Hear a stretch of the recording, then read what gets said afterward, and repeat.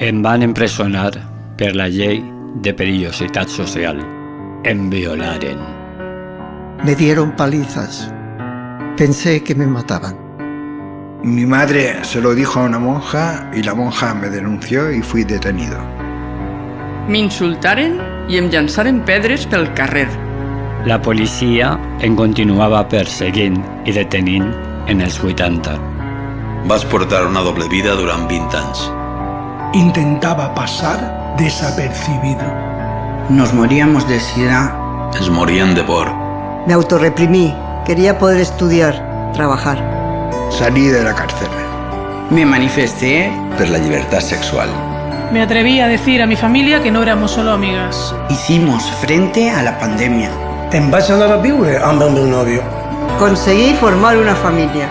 Van aconseguir el dret a la nostra identitat sense que perillara la nostra vida. Conquistamos el matrimonio igualitario. Que una mayoría social respetara cómo amamos. Com estime. ¿Y cómo nos sentimos? I com es sentim? Ahora dices que soy vieja. Ara dius que soc major. Que ya no tengo proyectos. Igual eres tú. Que me deja fuera de ellos. Que estoy pasada de moda. Igual no eres tan moderna como te crees. Que ja no tinc desitjos. Tal vegada la teua idea de la sexualitat estiga molt equivocada. Que si necesito cures, tendré que tornar al armari. No sabes lo que tuve que luchar para estar donde estoy.